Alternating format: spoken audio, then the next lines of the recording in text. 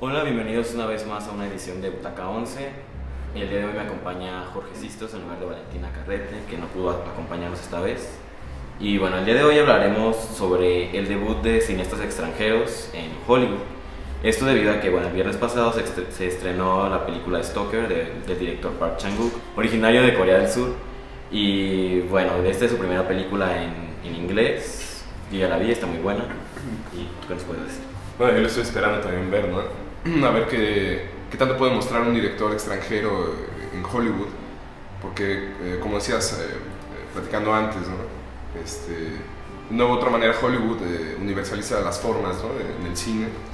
Y de una u otra manera, pues es un país, Estados Unidos, de extranjeros, ¿no? Es un país de extranjeros, pero que se va hacia una forma de lenguaje que es pues nada más el inglés, ¿no?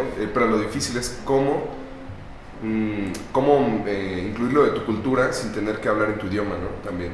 Sí, exacto, esa es una parte muy importante que yo creo que los directores tienen que mantener, ¿no? en sus obras.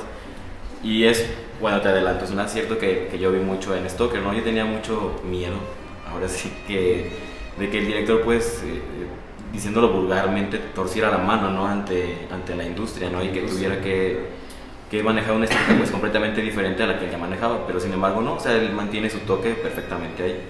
Y bueno, otros ejemplos de estos directores está, por ejemplo, Guillermo del Toro, quien, si más no recuerdo, su debut en Hollywood como tal con Hellboy, ¿no? Ajá. Si no me equivoco. Y que bueno, a mí sí me pareció que fue una película en la que sí se dio muchísimo a Hollywood, a diferencia de, pues él venía a hacer una película muy importante en su carrera, que yo creo que es hasta ahora la más importante, que es El laberinto del fauno. Y bueno, y hasta ahora no ha dejado de hacer películas en esta industria, que de hecho hay una a punto de estrenarse, ¿no? Que es Pacific Rim. Exacto. Pero yo siento que Guillermo del Toro se fue inteligente en ese sentido. Es decir, sabía cómo hacer una adaptación. Sabía como, decía, bueno, voy a hacer cine de monstruos, pero ¿con qué voy a entrar? Con algo que pegue. Aunque de todos modos muchos no conocemos Hellboy. Es decir, más bien fue a partir de las películas, desde que conocimos, dijimos, bueno, nos vamos a entrar a ver de qué se trata esto. Es un cómic, es tal cosa. Pero eso es lo que fue muy inteligente para después poder hacer lo que él quería, ¿no? Aunque siempre siento que ha hecho sus proyectos ya más propios con dinero no de la industria hollywoodense, sino más bien de los españoles. Sí, sí, porque tiene de hecho varias películas, ¿no? Que se centran en España y en la guerra civil española, de hecho. Exacto.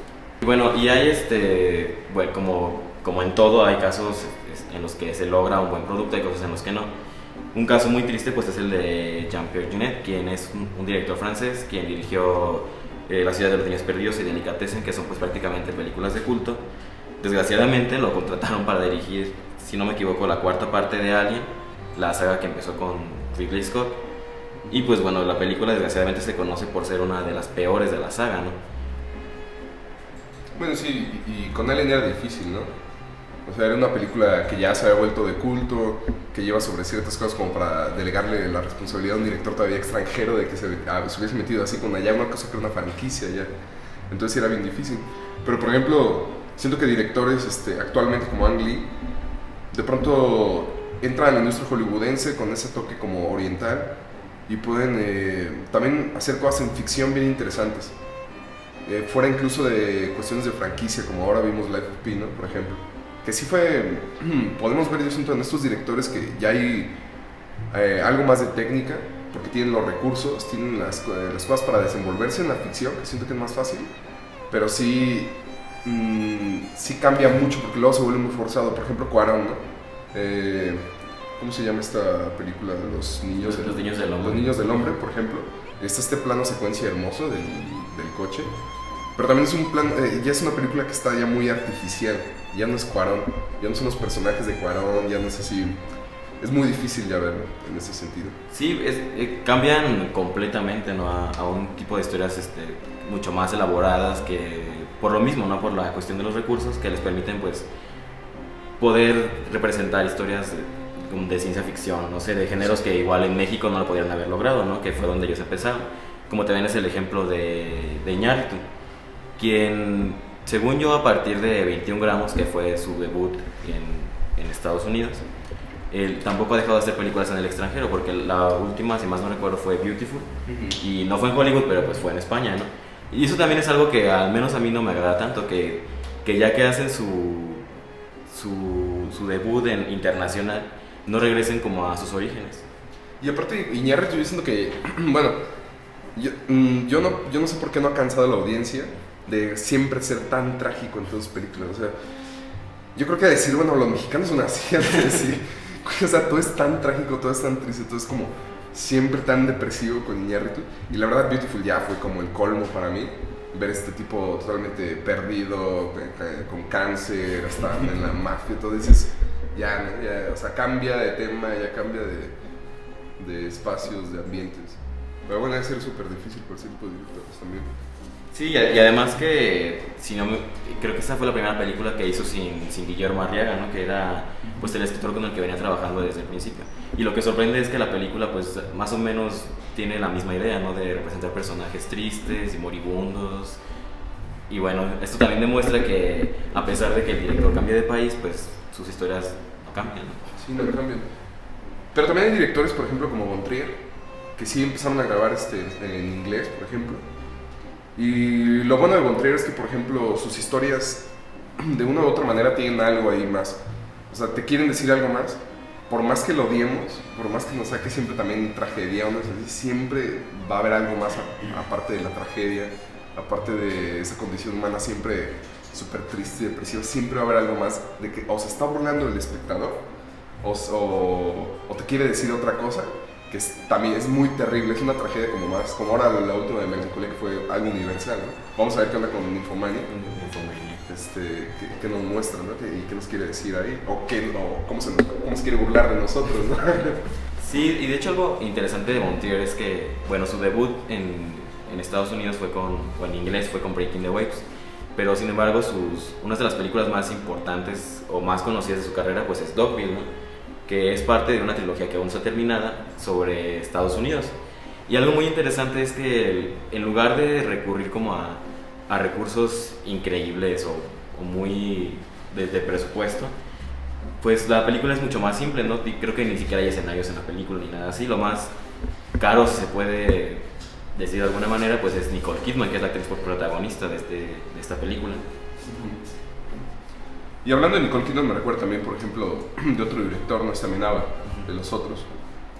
Por ejemplo, Amenábar también es un director que, bueno, pues es muy sencillo de una u otra manera su forma de filmar. Sencilla en el sentido de no usar tantos recursos técnicos. Pero también, por ejemplo, esta última película de Ágora, ahí sí echó el presupuesto así por la borda. Y sí hizo pues, escenarios hasta de Roma, de antigüedad y demás, ¿no? Aunque también no mostró también, por ejemplo, efectos especiales o cuestiones digitales como ejércitos y ese tipo de cosas. Fue una cuestión más de sets, yo siento, un poco más chicos. Sí, y es un director muy interesante porque, como tú dices, la importancia de él no recae tanto como en los efectos ni nada así, sino en las historias, ¿no? Porque, por ejemplo, Nicole Kidman, que salió en Los Otros, que esta fue la película que lo dio a conocer en el mercado americano. Y bueno, pues fue una película que sorprendía por su final, ¿no? En el que, porque era una historia de fantasmas, pero pues al final resultaba que los fantasmas eran los otros, las otras personas, ¿no? Y bueno, me parece una película interesante y creo que está bien hecha. Y le dio paso para hacer lo que él quería, ¿no? Porque esta de Ágora, digo, él hace lo que quiere, incluso hasta la prensa, bueno, la gente que era así muy radical también le dijo, oye, bájale, ¿no? Esto de que queman la biblioteca de Alejandría, los cristianos y demás, como súper, estás yendo al extremo, ¿no? Sí. Y bueno, y creo que es algo muy importante para estos directores una vez que logran alcanzar una audiencia mucho más grande, si se puede decir de alguna manera mundial, pues que se consagran, ¿no? Y que ya pueden hacer prácticamente lo que quieran porque los estudios pues ya tienen confianza en ellos, ¿no? Exacto. De hecho hay un director que ya está haciendo lo que quiere, pero a mí ya me está molestando lo que está haciendo, que es Walter Salles, por ejemplo. O sea, a mí, bueno, de una u otra manera, pero eso es más también cuestión de gustos a veces, que hagan obras de la literatura al cine, ¿no? Entonces ahora lo que va a hacer con la generación Beat, bueno, está así como, puta, pasar de Akerock al cine, y su historia, y en el camino, como, a ver, bájale, ¿no? Ya te estás sobrepasando de hacer lo que tú quieres. Está bueno que seas un buen director, pero trata de igual crear algo, ¿no? Como empezaste. No de agarrarte de adaptación. Sí, siento que eso también les pasa mucho a los directores cuando van a Hollywood. Dicen, bueno, ya soy un director que ya me consagré con tales películas, ya llega a Hollywood, hice algo más o menos, o hice una película de encargo, y ahora pues voy a hacer lo que yo quiero, ¿no? Y lo que quiero, pues como pagar a los gringos, pues algo que sea literario de acá, ¿no? Pero el problema es ese, porque ahí es como lo que me choca esas formas de la literatura gringa. Quizás los estadounidenses pueden mostrarlo mejor porque tiene que ver con su pues, cultura pop, que quizás sí se puede extender a otros países, pero también debe ser súper difícil, como mostrar a los big, como tú los leíste, porque hasta los leímos en español, ni siquiera en inglés, a ellos que sí lo pueden mostrar así, ¿no? Y bueno, otro director que tuvo un debut no tan aclamado fue Wong Kar-wai, quien realizó una película pues, muy importante, que fue In the Mood for Love, que a mí me parece una película hermosa, completamente preciosa, que creo que sí explota por completo la palabra amor. Y bueno, desgraciadamente tuvo su película que fue My Blueberry Nights, que era una película que contaba con absolutamente todo para ser buena, ¿no? Que para empezar por el director y además el elenco, ¿no? Que contaba con la cantante Norah Jones, con Natalie Portman, con Jude Law, y además con la participación de Cat Power, ¿no? Todo esto pintaba para que la película fuera pues un gran suceso, ¿no? Y finalmente pues no fue así. Sí, es difícil porque ahí sigue estando también la cuestión del lenguaje, ¿no? De tu lenguaje como extranjero. Entonces, por ejemplo, el cine de una u otra manera, las formas, las imágenes sí se empiezan a universalizar, ya son más con la globalización, ya conocemos más ciertas cosas, ya podemos entendernos por las imágenes, pero aún así, por ejemplo, no me imaginaría a un Pedro Almodóvar, por ejemplo, grabando en Hollywood. Porque para él todos sus guiones, todo tiene que ver con su lenguaje, con sus costumbres, y grabar en Hollywood sería totalmente radical para ese tipo de directores. Para otros que les hace bien, por ejemplo. Sí, de hecho es algo que iba a mencionar, me lo ganaste, de que es un cineasta que a mí me encantaría ver el reto que se pone al filmar en Hollywood, ¿no? Porque su cine es muy español, sí. Es muy, desde los colores, los diálogos, todo es muy español. Y que de hecho hay una película que próximamente estará en cartelera, que es The Paperboy, con Nicole Kidman y Zac Efron, que esta película estaba pensada para que fuera su debut en Hollywood. Y yo al ver el trailer pues pensaba, pues ¿por qué? No entiendo qué tendría que tener esa película para que Almodóvar la quisiera dirigir. Pero ya viéndola pues sí, hay mucha sensualidad, mucho sexo, muchas cosas de estas que a él le gusta explotar en sus películas, ¿no? Pero pues bueno, finalmente yo creo que sí es importante que directores consagrados o directores de cine de autor, bueno, más que importante es interesante ver cómo estos directores se desarrollan pues en Hollywood, ¿no? Porque a final de cuentas, como mencionabas, es un lenguaje universal, ¿no? Y es un lenguaje que va a llegar a mucha más gente que a la que llega ya dirigiendo en tu país, ¿no? Sí, exacto. O sea, hay películas que igual su distribución siempre va a ser muy limitada. Incluso ahora que está todo digital también ya también llega a ser todavía muy limitado todo. Ya puede haber más, ya podemos conocer más de cine, ya podemos ver más por internet de otros países. Y aún así también los subtítulos. Es difícil también a veces hasta encontrar los subtítulos de algunas obras, ¿no? Pero sí, es importante debutar en Hollywood para de una u otra manera universalizar tu lenguaje, quizás hasta propio, ¿no? Sí. Y bueno, eso sería todo por hoy. Los esperamos en una próxima edición de Butaca 11. Muchas gracias.